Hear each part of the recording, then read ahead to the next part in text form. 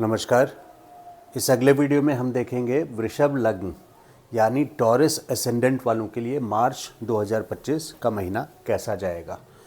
लग्नेश आपके उच्च के हैं 28 जनवरी से 31 मई तक लाभ स्थान पर हैं, तो इसमें आपको विशेष करके लाभ 28 जनवरी से 31 मई तक इनको देना है और वो देंगे। लेकिन अभी मार्च के महीने में 2 मार्च से ये वक्री स्थिति में जा रहे हैं, तो 2 मार्च से लेकर के 13 अप्रैल तक 43 दिनों के लिए ये वक्री स्थिति में रहेंगे, जिससे आपको कैश आने के जगह कुछ ना कुछ there will be a pause, मतलब कुछ पॉज होगा, रुकावट होगा कैश आने में, और कुछ लाइफ में आपके बदलाव होंगे, चेंजेस होंगे। तो इरैटिक लाइफ होगी। वक्री स्थिति का मतलब किसी ग्रह का ये नहीं होता है कि नेगेटिव या पॉजिटिव, वो डिपेंड करता है कि किस घर में वक्री हो रहे हैं। 6, 8, 12 में हो रहे हैं। मैं शुक्र की बात नहीं कर रहा, इन जनरल बात कर रहा हूँ कि 6, 8, 12 में अगर कोई ग्रह वक्री होते हैं तो वो एक नेगेटिव स्थिति की सिचुएशन में ला सकते हैं। एक्सेप्शन इसमें शुक्र फिर भी हैं 12वें में, लेकिन यहाँ पे शुक्र आपके, अगर इस मंथ की बात करूँ तो 11वें स्थान पे, लाभ स्थान पे वक्री हो रहे हैं, जो कि एक लग्न से लग्नेश जब लाभ स्थान पर हैं तो आपके जितने एफर्ट्स हैं वो सारे लाभ में परिवर्तित होंगे। लेकिन इस वक्त इनकी गति, इनका डायरेक्शन जो है वो 10th हाउस की ओर है, यानी अपने कर्मों का रीवर्क कराएंगे। सम अनफिनिश्ड वर्क, जो छूटा हुआ काम होगा उसको फिनिश कराने का ये प्रयोजन रहेगा इनका इस टाइम पे। 2 मार्च से लेकर के 13 अप्रैल तक ये पूरे 43 दिन का फेज़ है, 2 मार्च टू 13 अप्रैल। तो वक्री स्थिति में कुछ बदलाव आप फील करेंगे, कुछ चेंजेस फील करेंगे, इरेटिसिज्म फील करेंगे। जैसे प्लान करते हैं दिन, उस तरह का दिन नहीं जाएगा, लेकिन ये नेगेटिव नहीं होगा, ये पॉजिटिव होगा। कुछ अधूरे काम आपके पूरे करेंगे और प्रोफेशन से रिलेटेड, करियर से रिलेटेड कुछ काम, ओरिएंटेशन आपके दिमाग में लेकर के आएंगे। लेकिन कैश फ्लो, जहाँ तक कैश फ्लो की बात है, 15 मार्च तक देखिए 2nd हाउस के लॉर्ड बुध आपके लाभ स्थान पर 11th हाउस में हैं। तो जब भी लाभ स्थान के स्वामी आय स्थान पर होते हैं या आय स्थान के स्वामी लाभ स्थान पर होते हैं तो वो कैश फ्लो बनाते हैं।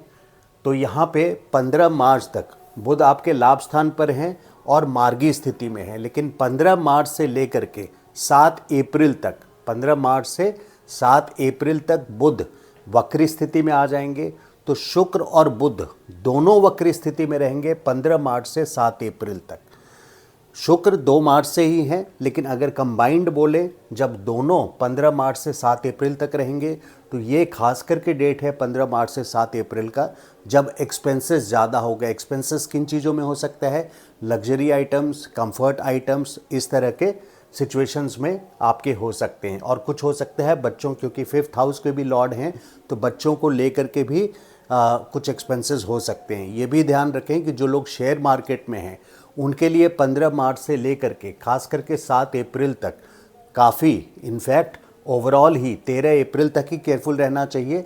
लेकिन खास करके अगर स्पेसिफिकली मोर ओवर बोलते हैं तो एक्स्ट्रा केयरफुल 15 मार्च से 7 अप्रैल तक रिगार्डिंग शेयर मार्केट ट्रेडिंग। अगर किसी तरह की ट्रेडिंग या शेयर मार्केट से आप रिलेटेड हैं स्टॉक मार्केट में, तो you have to be extra careful. Stock market के लिए बहुत अच्छा टाइम नहीं चल रहा है 18 मई तक, क्योंकि 2023 अक्टूबर से ही केतु आपके पंचम स्थान से गोचर कर रहे हैं। तो जब भी जन्म का केतु पंचम स्थान पे होता है या गोचर का केतु अगर पंचम स्थान पे आ गया, शेयर मार्केट हम पंचम स्थान से देखते हैं, तो ये अनफेवरेबल और कोई ना कोई ट्रॉमा या ट्रेजेडी आपको दे के जा सकता है। तो plan for long term investments जो 18 मई के बाद लॉन्ग टर्म रिजल्ट्स देंगे, यानी 18 मई के बाद के रिजल्ट्स देंगे।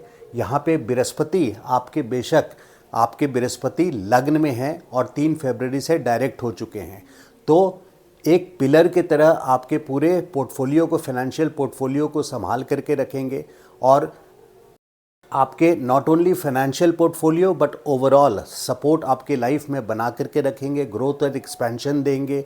आपको किसी न किसी सीनियर्स या एडवाइजर से सपोर्ट मिलेगा। और यहाँ पे देखिए, लेकिन कर्म क्षेत्र में खास करके अगर 12 फरवरी से 14 मार्च की बात करूं तो कर्म क्षेत्र में शनि और सूर्य साथ में हैं 12 फरवरी से 14 मार्च तक। तो यहाँ पे ईगो क्लैशेस हो सकते हैं, क्योंकि सैटर्न एंड सन ये जेल नहीं करते। सन ईस्ट है, सैटर्न वेस्ट है, सन हॉट है, सैटर्न कोल्ड है, तो ऑपोजिट्स हैं। अपने अंडरस्टैंडिंग के लिए पिता पुत्र हैं, उसमें हम एकेडमिक सब्जेक्ट्स में नहीं जा रहे हैं इस वक्त।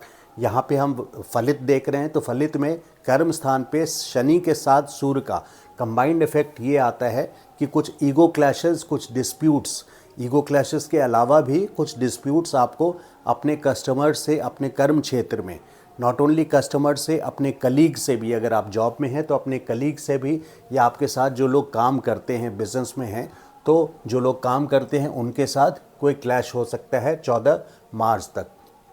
14 मार्च के बाद से लेकर के सूर्य भी आपके लाभ स्थान पर जा रहे हैं। तो गवर्नमेंट से रिलेटेड कोई काम हो तो वो खास करके 14 मार्च के बाद का प्लान करें, 14 अप्रैल तक का, तो ये ज़्यादा अनुकूल पीरियड रहेगा। हालांकि यहाँ भी सूर्य राहु के साथ रहेंगे और 29 मार्च, 28-29 मार्च को आप मोस्टली सारे लोग जानते होंगे कि 28-29 मार्च को, 29 मार्च को शनि राशि बदल रहे हैं 2.5 सालों के बाद। 2023 के बाद से लेकर के अब राशि परिवर्तन होगा, और वहीं पे 29 मार्च के बाद से शनि आपके लाभ स्थान पे रहेंगे 2 जून 2027 तक। उसके बाद भी हैं, लेकिन ब्रॉडली स्पीकिंग 2 जून 2027 तक आपके लाभ स्थान पे शनि रहेंगे। तो 29 मार्च की बात मैं कर रहा था, तो 29 मार्च को यहाँ पे 6 ग्रह रहेंगे और सारे ग्रहों की दृष्टि, राहु छोड़ करके 5 ग्रहों की दृष्टि पंचम स्थान पे रहेगी, केतु पे रहेगी। और केतु एक स्पिरिचुअल प्लैनेट है, कोई लेसन टीच कर सकता है आपको स्पिरिचुअली एलिवेट करने के लिए, अपलिफ्ट करने के लिए। तो यहाँ पे आपको केयरफुल रहने की ज़रूरत है।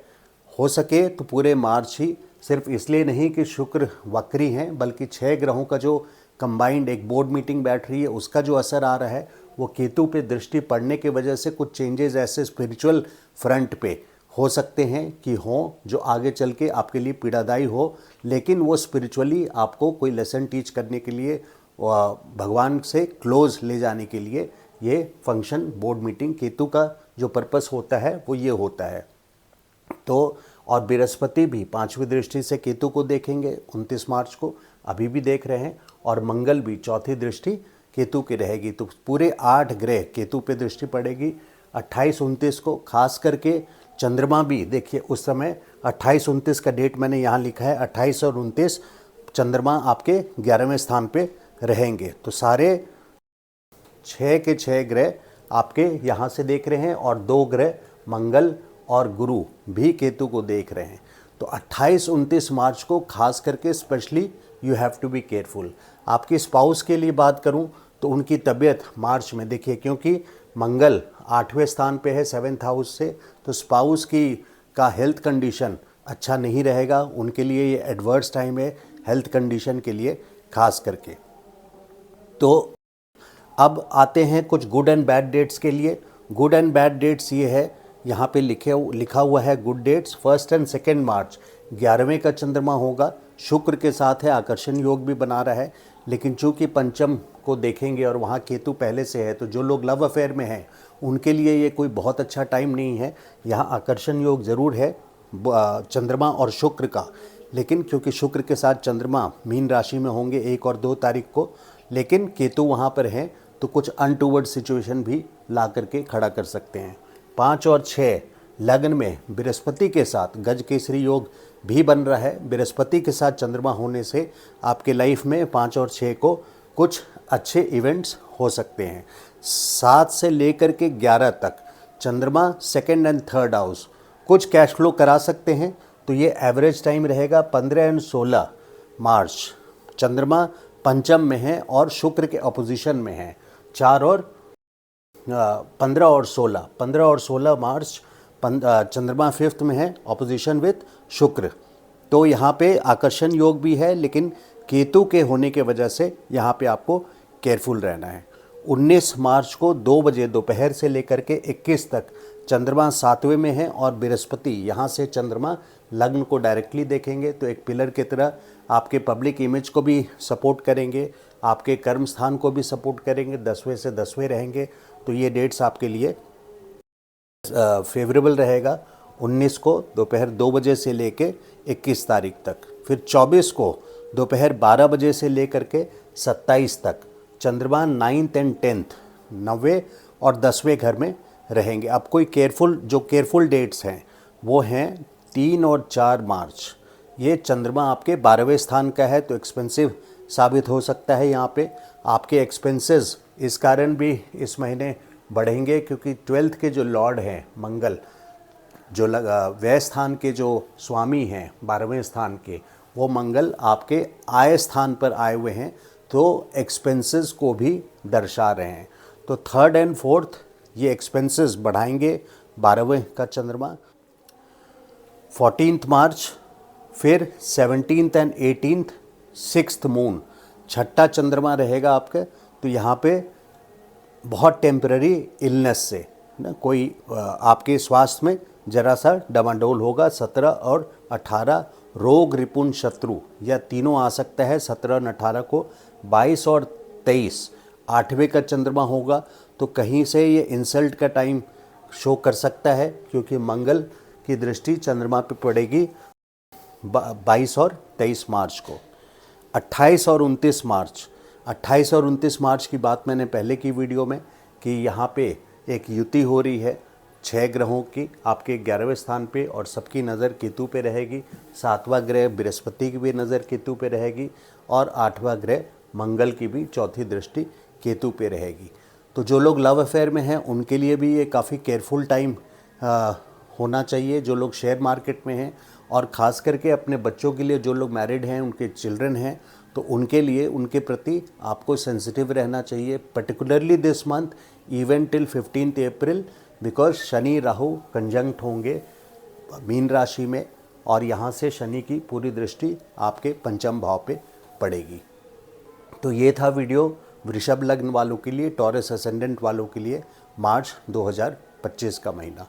आपको आई होप वीडियो पसंद आया हो। Please subscribe to my channel. Thank you so much. नमस्कार।